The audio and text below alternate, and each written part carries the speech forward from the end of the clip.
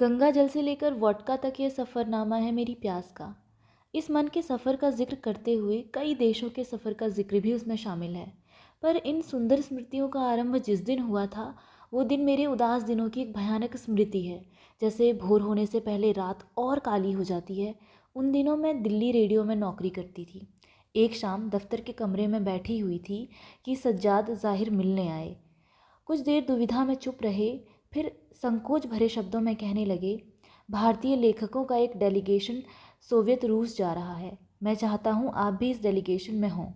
कल मीटिंग में किसी भाषा के किसी लेखक ने आपके नाम का एतराज़ नहीं किया, पर पंजाबी लेखकों ने सख्त एतराज़ किया है। और उन्होंने और भी संकोच भरे शब्दों में बताया, वे कहते हैं अगर अमृता डेलीगेशन में होगी तो हमारी पत्नियां हम डेलीगेशन के साथ जाने नहीं देंगी। मैं अजीब मुश्किल में पड़ गया हूँ। उस दिन जब सज्जाद ज़ाहिर ने अपनी ये मुश्किल बताकर कहा कि अगर मैं उनकी कमेटी के नाम एक चिट्ठी लिख दूँ कि मैं डेलीगेशन जाना चाहती हूँ, तो वो कमेटी के ऊपर के स्तर की मीटिंग में ये चिट्ठी रख कर मेरे जाने का फ़ैसला कर लेंगे। और तब मैंने उन्हें जवाब दिया था, आपने यूं ही आने की तकलीफ़ की। आपने ये कैसे सोच लिया कि मैं किसी डेलीगेशन के साथ जाना चाहूँगी। मैंने अपने मन में सोच लिया है कि मैं जब भी किसी देश जाऊंगी अकेली जाऊंगी। सोवियत रूस को अगर मेरी ज़रूरत होगी तो मुझे अकेली को बुलावा भेजेंगे, नहीं तो नहीं सही। 1960 में मॉस्को राइटर्स यूनियन की ओर से मुझे अकेली को बुलावा आया और अप्रैल 1960 में मैं ताशकंद, तजाकिस्तान, मॉस्को और अज़रबैजान गई। फिर 1966 में बल्गारिया ने मुझे अकेली को बुलावा दिया था और मैं बल्गारिया और मॉस्को गई थी। उसी वर्ष के अंत में जॉर्जिया के कवि शोता रुस्तावेली का 800 साला जश्न मनाया जा रहा था, जिसके लिए मैं 1966 में फिर मॉस्को, जॉर्जिया और अर्मीनिया गई थी अकेली। 1967 में हमारी सरकार ने कल्चरल एक्सचेंज में मुझे यूगोस्लाविया, हंगरी और रोमानिया भेजा था, हर मुल्क में 3-3 हफ्ते के लिए। और वहाँ बल्गारिया ने अपने खर्चे पर मुझे अपने देश बुला लिया था और वेस्ट जर्मनी ने अपने खर्चे पर अपने देश, और वापसी में तेहरान ने कुछ दिनों का बुलावा दे दिया था।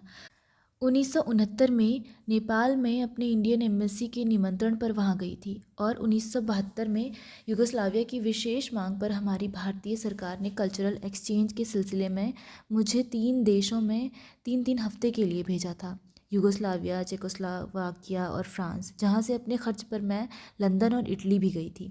पर वापसी पर इजिप्ट ने काहिरा में 1 हफ्ते का इनविटेशन दे दिया, सो लौटते समय वहां भी गई। और उसके बाद 1973 में विश्व शांति कांग्रेस के अवसर पर मॉस्को गई थी और 1976 में मॉरिशस, 1977 में बल्गारिया, 1980 में फिर बल्गारिया, 1983 में बल्गारिया और फ्रांस, 1985 में फ्रांस और प्राइम मिनिस्टर के निमंत्रण पर फिर फ्रांस, 1985 में ही ओस्लो, नॉर्वे, 1986 में यूनेस्को कॉन्फ्रेंस के लिए फिर फ्रांस और 1987 में हथियारबंदी के ख़िलाफ़ हो रही कॉन्फ्रेंस के लिए मॉस्को। बाद में अमेरिका, जर्मनी और लंदन से इनविटेशन आए, टिकटें भी, पर गिरती हुई सेहत से अब मुझसे सफ़र नहीं हो पा रहा था। यूनेस्को कॉन्फ्रेंस की एक घटना का जिक्र करना चाहती हूँ, जहाँ अलग अलग देशों से एक एक डेलीगेट आया था। भारत की ओर से मैं अकेली थी। कॉन्फ्रेंस का मकसद था science and religion should go together. 2.5 दिन की इस कॉन्फ्रेंस के एक सेशन की मैंने सदारत भी की थी। एक और सेशन में अपना पेपर भी पढ़ा और जब आखिर सेशन में कॉन्फ्रेंस की कार्यवाही का सार लिखा जा रहा था, उस वक्त मैंने खड़े होकर एक गुजारिश की कि मज़हब लफ्ज़ को बदलकर धर्म कर दिया जाए, यानी रूहानियत, और इस कॉन्फ्रेंस का मकसद इन लफ्ज़ों में सामने रखा जाए, science and spirituality should go together. और इसका तर्क दिया था कि रूहानियत एक होती है लेकिन मज़हब कई होते हैं। मज़हब असल में रूहानियत की संस्थाई सूरत होते हैं। Religion is the institutionalisation of spirituality. इसलिए मज़हब लफ्ज़ से प्रश्न उठते हैं कौन सा मज़हब, लेकिन रूहानियत लफ्ज़ हर प्रश्न से मुक्त होता है। उस वक्त मुझे गहरी तसल्ली का एहसास हुआ कि मेरे इस कहने के बाद अरब देश का एक डेलीगेट उठा मेरी बात की तायीद करने के लिए। उसके लफ्ज़ थे, हम लोग दुनिया में सबसे बड़े मज़हब परस्त माने जाते हैं, इसलिए मैं कह रहा हूँ कि मैडम ठीक कहती हैं।